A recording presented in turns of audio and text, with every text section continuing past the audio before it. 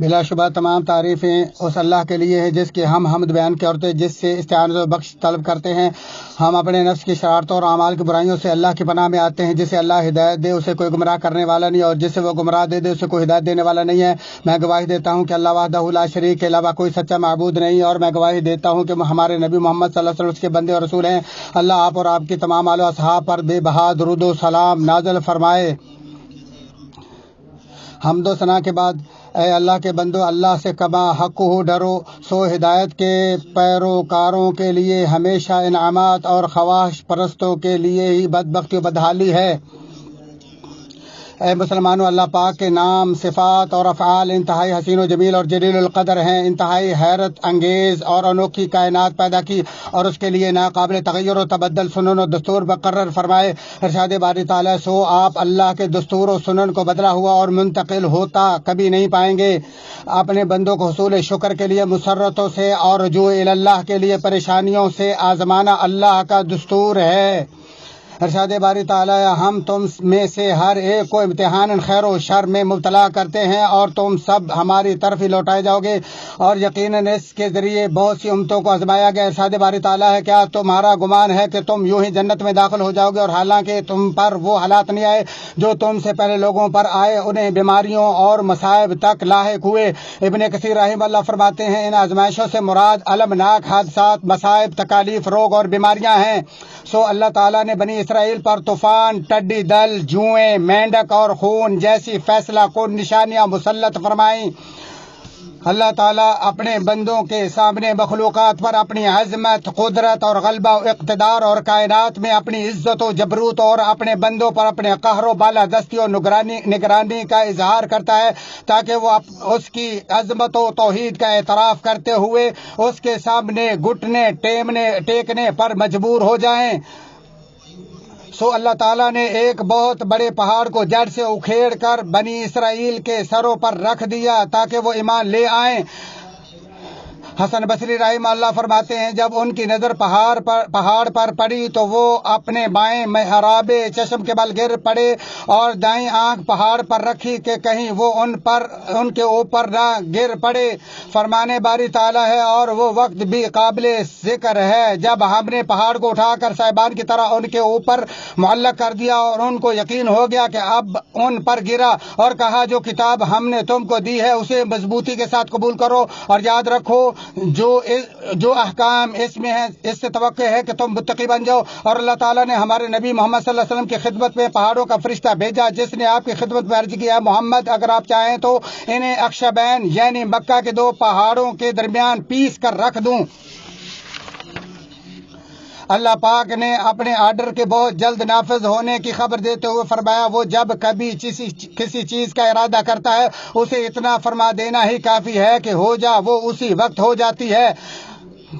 بنی آدم کی بے بسی کو ظاہر کرنے کے لیے اللہ تعالیٰ نے ان سب کو چیلنج کیا کہ وہ صرف ایک دانہ ہی پیدا کر دیں۔ نبی مکرم صلی اللہ علیہ وآلہ وسلم فرماتے ہیں، اللہ عز و جل نے فرمایا، سو چاہیے کہ وہ ایک ذرہ، ایک دانہ یا ایک جو تو بنا کر دیکھیں۔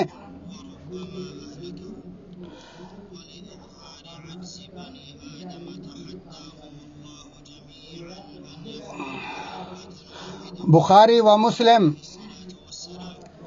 اور اگر اللہ چاہے تو صرف ایک ہی آیت نازل کر دے جو ان کو زبردستی ایمان لانے پر مجبور کر کے رکھ دے۔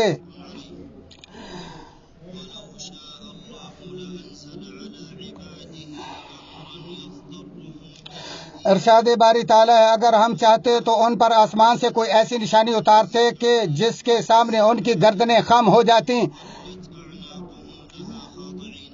ابن جریج رحمہ اللہ فرماتے، اگر اللہ چاہے تو انہیں اپنا کوئی عجوبہ دکھا دے تو اس کے بعد ان میں سے کوئی ایک بھی اس کی نافرمانی کی جسارت نہیں کر سکے گا۔ اللہ پاک نے اپنے بندوں کو حکم دیا ہے کہ وہ کائنات میں رونما ہونے والے واقعات و حادثات پر تدبر اور غور و فکر کریں، ارشاد باری تعالیٰ ہے آپ کہہ دیجئے کہ تم غور و فکر کرو کیا کیا چیزیں آسمانوں اور زمین میں ہم نے پیدا کی، اور مومن ہمیشہ نشانیوں سے عبرت و نصیحت حاصل کرتا ہے۔ ارشاد باری تعالیٰ ہے اور یہی تیرے رب کا سیدھا راستہ ہے۔ ہم نے نصیحت حاصل کرنے والوں کے لیے ان آیات کو صاف صاف بیان کر دیا، اور اسے یقین ہے کہ اس کے درجات کو بلند کرنے کے لیے اللہ اسے پاک صاف کر رہا ہے، سو وہ ایسی عبادت سے لیس ہو جاتا ہے جن کا اجر و ثواب بلا حساب ہوتا ہے۔ ارشاد باری تعالی ہم تم کو دشمن کے ڈر، بھوک، مال، جان اور پھلوں کے نقصان میں سے کسی نہ کسی سے ضرور آزمائیں گے، اور ان صبر کرنے والوں کو خوشخبری سنا دیں جن کو جب کوئی مصیبت لاحق ہوتی ہے تو وہ پکار اٹھتے ہیں ہم اللہ کی ملکیت ہے اور اسی کی طرف لوٹنے والے ہیں۔ یہی وہ لوگ ہیں جن پر ان کے رب کی رحمتیں اور برکتیں نازل ہوتی ہیں، اور یہی ہدایت یافتہ ہیں۔ اور جو قضاء و قدر پر ایمان رکھتا ہو اللہ اسی کو دنیاوی نقصانات کا معاوضہ دیتا ہے۔ ارشاد باری تعالیٰ ہے کوئی مصیبت اللہ کی اجازت کے بغیر نہیں پہنچ سکتی، اور جو اللہ پر ایمان رکھتا ہو اور وہ اس کے دل میں ہدایت بھر دیتا ہے۔ ابن کثیر رحمہ اللہ فرماتے ہیں یعنی جس کو کوئی مصیبت لاحق ہوتی ہے اور اس نے اسے اللہ کی قضاء و قدر جان کر صبر و احتساب کا مظاہرہ کرتے ہوئے اللہ کے فیصلے کے سامنے سر تسلیم خم کر دیا، تو اللہ تعالیٰ اس کے دنیاوی نقصان کے بدلے اس کے دل کو ایمان و یقین اور ہدایت سے بھر دیتا ہے، اور کبھی اس کو نقصان کا متبادل یا نعم البدل بھی عطا کر دیتا ہے۔ گردش زمانہ میں مومن بہرحال اجر و ثواب سے فیضیاب ہوتا ہے، مسرت پر شکر اور یا دنیاوی نقصانات کی مصیبت و امتحان پر صبر کی وجہ سے۔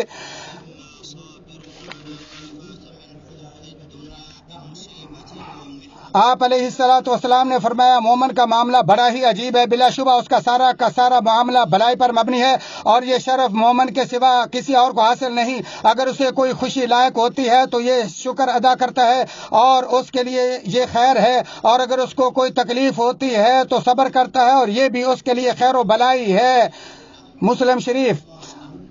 اللہ کی حکمت تدبیر، اپنے بندوں کے ساتھ لطف و کرم، ان کے حال پر شفقت و مہربانی کے بارے میں اللہ کے ساتھ حسن ظن بلاؤں کے ٹلنے کا بہت بڑا ذریعہ اور سبب ہے۔ آپ علیہ الصلوۃ والسلام نے فرمایا اللہ عز و جل فرماتا ہے میں اپنے بندے کے ساتھ میرے بارے میں اس کے گمان کے مطابق ہی فیصلہ کرتا ہوں۔ بخاری و مسلم۔ اللہ تعالیٰ پر توکل اور مشکل کشائی کے لیے اپنے تمام معاملات کو اسی کے سپرد کرنا مشکل کشائی کا ضامن ہے۔ ارشاد باری تعالیٰ ہے جس نے اللہ پر توکل کیا وہ اس کے لیے کافی ہے۔ قرطبی رحمہ اللہ فرماتے یعنی جس نے اپنا معاملہ اس کے سپرد کر دیا وہ ہر رنج و غم میں اس کا سہارا بن جاتا ہے۔ اللہ پر توکل اور بھروسے کے ساتھ ساتھ اسباب کو بروئے کار لانا عین اسلام ہے۔ ارشاد باری تعالیٰ ہے مسلمانوں اپنے بچاؤ کا سامان لے لو، جان کی حفاظت اور ہر متعدی بیماری سے بچاؤ مقصد اسلام ہے۔ آپ علیہ الصلوۃ والسلام نے فرمایا کوڑی سے ایسے فرار ہو جیسے تم شیر سے بھاگتے ہو۔ اسے احمد نے بیان کیا آفات و خطرات کے وقت گھروں میں برقرار رہنے میں ایسی حفظ و امان ہے جس کی طرف ایک چیونٹی رہنمائی کرتے ہوئے کہتی ہے اے چیونٹیوں اپنے اپنے گھروں میں گھس جاؤ، ایسا نہ ہو کہ بے خبری میں سلیمان اور اس کا لشکر تمہیں روند ڈالے۔ اور ایسے حالات میں مسلمان کے لیے لائق ہے کہ وہ اپنی فراغت و وقت کو کسی نفع بخش کام میں صرف کرے اور اپنے اہل و عیال کی تربیت پر بھرپور توجہ دے، اور جس کے نیک اعمال میں شرعی عذر کی بنا پر کوئی کمی رہ گئی تو اس کا اجر اللہ کے ہاں پورا ہوگا کیونکہ وہ بہت بڑے فضل والا ہے۔ آپ صلی اللہ علیہ وآلہ وسلم نے فرمایا مدینے میں بہت سے ایسے لوگ ہیں کہ جہاں بھی تم چلے اور جس وادی کو بھی تم نے عبور کیا وہ تمہارے ساتھ ساتھ تھے۔ صحابہ رضی اللہ عنہم نے عرض کیا اے اللہ کے رسول صلی اللہ علیہ وسلم بھلے وہ مدینہ میں ہی ہیں؟ آپ صلی اللہ علیہ وسلم نے فرمایا ہاں کیونکہ ان کو عذر نے روک رکھا ہے۔ بخاری شریف۔ اللہ کے سامنے گڑ گڑانا، اس سے پناہ مانگنا، کمزوری کا اظہار کرتے ہوئے اس پر اعتماد کرنا بلاؤں کے ٹلنے کا اعلان ہے۔ ارشاد باری تعالیٰ سو جب ان کو ہماری سزا پہنچی تو انہوں نے عاجزی کیوں نہیں اختیار کی. دعا حالات کی بہتری کی جانب تبدیلی کی چابی ہے. فرمان باری تعالیٰ ہے اور تمہارے رب کا فرمان ہے تم دعا مانگو میں تمہارے لیے قبول کروں گا. صدقہ رحمان کے غیظ و غضب کو ٹھنڈا کرتا اور اسی سے اجر و ثواب دوبالا ہوتا ہے اور گناہ و خطائیں مٹتی ہیں. صدقہ خیرات کرنے والا دنیا آخرت میں ہمیشہ پر امن رہتا ہے. ارشاد باری تعالیٰ جو لوگ دن رات اعلانیہ و پوشیدہ اپنے مال راہ للہ خرچ کرتے ہیں ان کا اجر و ثواب ان کے رب کے پاس ہے اور ان کو نہ کوئی خوف ہے نہ غم. اور راہ للہ خرچ کرنا مصائب کی دوری کا باعث ہے. جب نبی اکرم صلی اللہ علیہ وآلہ وسلم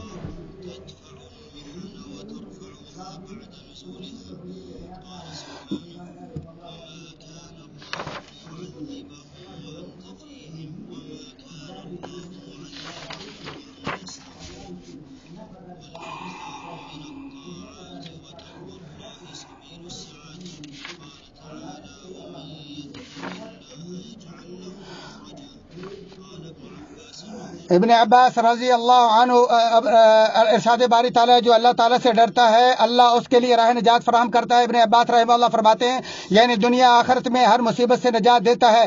جب سب واسطے منقطع اور آزمائشیں سنگین ہو جائیں اور بندے اللہ سے تعلق جوڑ لیں تو اللہ بھی ان مصائب کے زوال کا فیصلہ فرما دیتا ہے. رسول اللہ صلی اللہ علیہ وسلم نے فرمایا ہمارا رب اپنے بندے کی نا امیدی اور اس کے غیر یعنی ان کے مایوس کن حالات کے بدلنے کے قریب ہونے پر ہنستا ہے. ابو رزین رضی اللہ عنہ کہتے ہیں میں نے پوچھا اللہ کے رسول کیا رب بھی ہنستا ہے؟ آپ نے فرمایا ہاں. میں نے کہا ہم ایسے رب کی خیر و بھلائی سے ہرگز محروم نہیں ہو سکتے جو ہنستا ہے. اسے احمد نے بیان کیا. اور جب مصائب دور ہو جائیں تو بندوں پر اللہ کے حمد و ثنا اور شکر ضروری ہے. ارشاد باری تعالیٰ ہے میرا شکر کرو اور نہ شکری نہ کرو.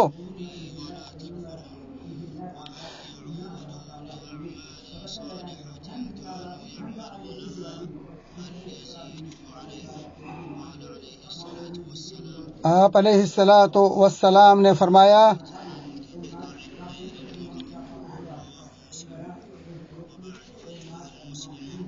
اس تمام تفصیلات کے بعد ہے مسلمانوں اللہ بہت بڑا اور ہر چیز کو محیط ہے. اس کے سوا کسی کے طرف فرار کے مجال نہیں. وہ اپنے بندوں کی اطاعت پر راضی ہوتا ہے اور اپنی پناہ میں آنے والوں کے لیے آسمان و زمین سے بھلائیوں کے در کھولنے کا وعدہ کرتا ہے. ارشاد باری تعالیٰ ہے اور اگر ان بستیوں کے رہنے والے ایمان لے آتے اور پرہیزگاری اختیار کرتے تو ہم ان پر آسمان و زمین کی برکتیں کھول دیتے لیکن انہوں نے تکذیب کی تو ہم نے ان کے اعمال کی وجہ سے ان کو پکڑ لیا. اور اللہ کے سوا کوئی بھی تیرے لیے ہرگز نفع بخش نہیں ہو سکتا.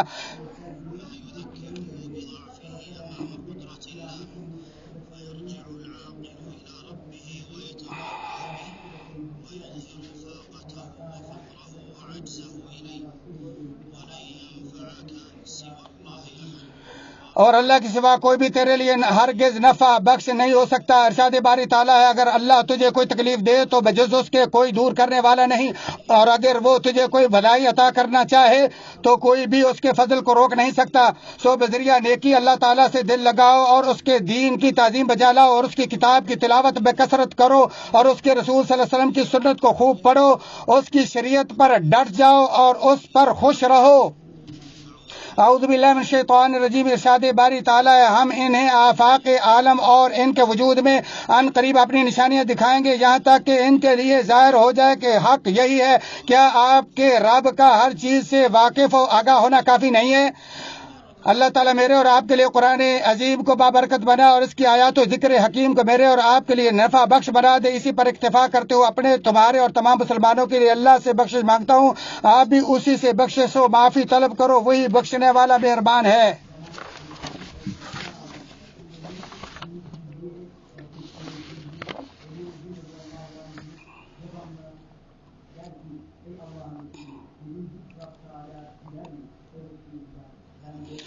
اللہ کے احسانات پر اس کی تعریف اور توفیق و انعامات پر اس کا شکر ہے۔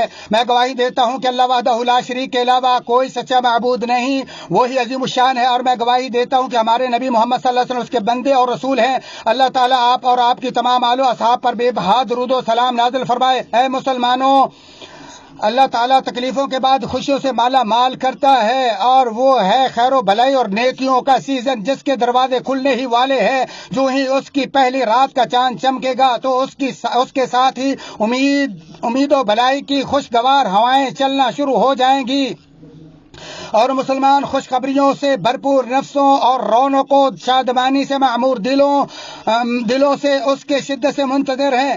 رمضان کے تمام مہینوں سے وہ افضل مہینہ جس میں اللہ تعالیٰ نے اپنا رسول مبعوث کیا، اپنی عظیم الشان کتاب نازل فرمائی، آسمان کے دروازے کھلے اور جہنم کے دروازے بند، اور شیاطین پابندے سلاسل ہوتے ہیں، جس کے دن فضیلت والے راستیں بابرکت، اور جس میں ہزار مہینے سے افضل رات لیلۃ القدر ہے، اور جس نے بحالت ایمان و احتساب اس کا قیام کیا، روزے رکھے، اس کے گزشتہ سارے گناہ معاف ہو جاتے ہیں۔ سب سے افضل چیز جس سے مسلمان اپنے اس مہینے کا استقبال کریں گے وہ اللہ کا ذکر اور استغفار، اس کی گھڑیوں کو نیکی و احسان کے لیے سنہری موقع سمجھنے کا عزم، نیکی، تلاوت قرآن کریم، اور اس میں خیر و بھلائی میں مقابلہ بازی کا بھرپور جذبہ ہے۔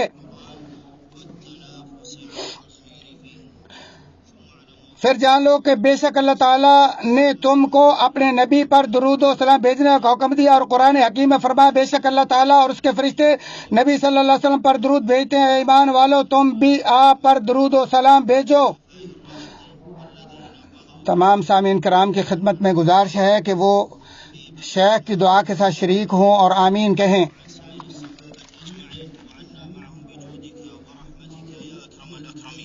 اللهم اعز الاسلام والمسلمين واذل الشرك والمشركين ودمر اعداء الدين واجعل اللهم هذا البلد امنا مطمئنا رخاء وسائر بلاد المسلمين. اللهم ارأف بعبادك وانزل عليهم رحمتك ولطفك.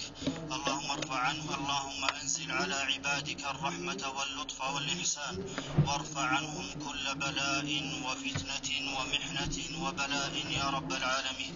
اللهم وفق إمامنا وولي عهده لما تحب وترضى، وخذ بناصيتهما للبر والتقوى، وانفع بهم الإسلام والمسلمين. ربنا آتنا في الدنيا حسنة وفي الآخرة حسنة وقنا عذاب النار. ربنا ظلمنا أنفسنا وإن لم تغفر لنا وترحمنا لنكونن من الخاسرين. عباد الله، إن الله يأمر بالعدل والإحسان وإيتاء ذي القربى وينهى عن الفحشاء والمنكر والبغي يعظكم لعلكم تذكرون. فاذكروا الله العظيم الجليل يذكركم واشكروه على آلائه ونعمه يزدكم، ولذكر الله أكبر والله يعلم ما تصنعون.